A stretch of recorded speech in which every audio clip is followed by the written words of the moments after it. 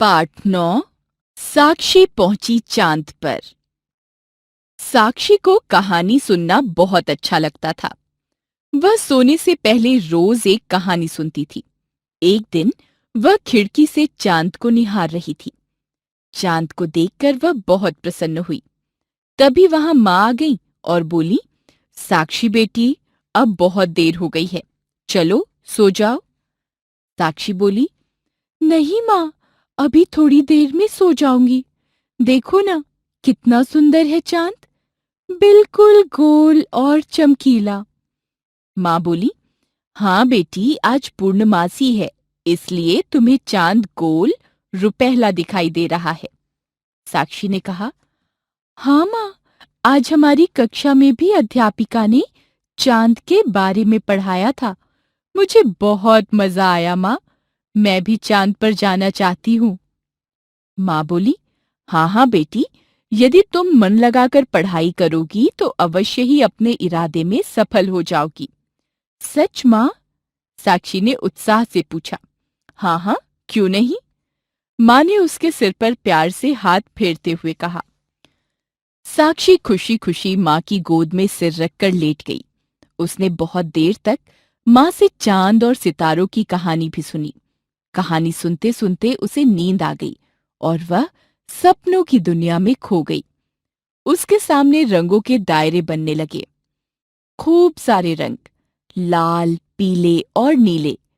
तभी उसकी बाहों से कोई चीज आकर टकराई। साक्षी ने देखा कि वह एक विशेष पोशाक थी जिसे चंद्र यात्री पहनते हैं। उसने जल्दी से वह पोशाक पहन ली। पास में ही एक चंद्रयान खड़ा था।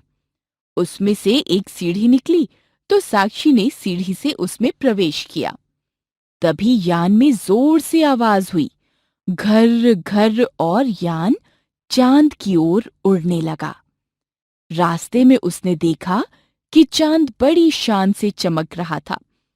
वह अपनी दूधिया चांदनी से धरती पर प्रकाश कर रहा था।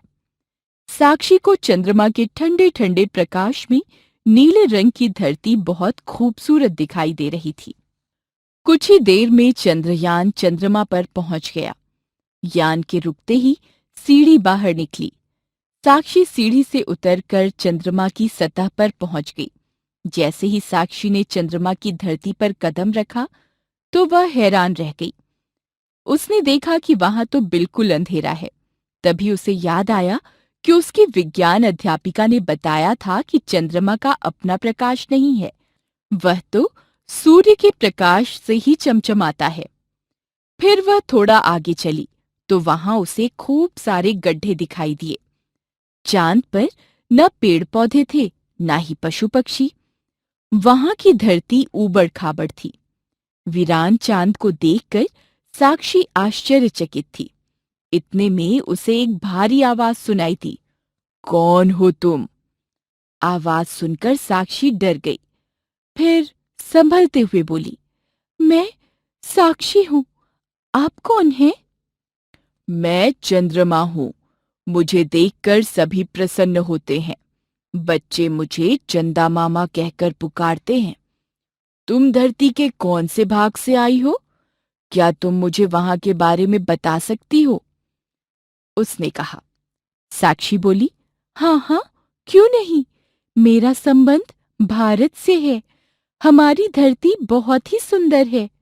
चारों तरफ हरियाली ही हरियाली है। कहीं ऊंचे ऊंचे पर्वत हैं तो कहीं बड़े बड़े समुद्र। चंद्रमा बड़े गौर से साक्षी की बातें सुन रहा था। तो क्या आप मुझे अपने बारे में कुछ बताएंगे? साक्षी ने पूछा। चंद्रमा बोला, मैं एक उपग्रह हूं और पृथ्वी के चक्कर चारों ओर लगाता हूं। मेरी दूरी पृथ्वी से लगभग 4 लाख किलोमीटर है।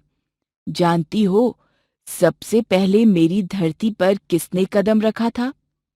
साक्षी ने कहा, नहीं। चंद्रमा ने बताया, सबसे पहले मेरी धरती पर 21 जुलाई 1969 को अमेरिका के नील आर्मस्ट्रॉन्ग, एडविन ऑल्ड्रिन और कॉलिंस ने कदम रखा था। यहां से जब उन्होंने पृथ्वी को देखा तो वे खुशी से उछल पड़े। साक्षी बोली, चंदा मामा, यहाँ आकर हर चीज हल्की क्यों हो जाती है? चंद्रमा ने कहा, क्योंकि यहाँ गुरुत्वाकर्षण शक्ति बहुत कम है, जिसके कारण यदि हम किसी को एक हाथ से उठाना चाहें तो आसानी से उठा सकते हैं।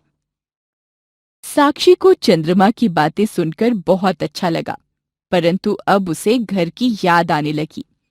वह यान के पास आई और उसमें बैठ गई। एक जोर से गड़गड़ाहट हुई और साक्षी को झटका लगा। घबराहट में उसकी आंख खुल गई। वह बिस्तर से उठी। अरे, मैं तो सपना देख रही थी। तब तक माँ भी उसके पास आ गई। साक्षी ने अपना सपना माँ को बताया।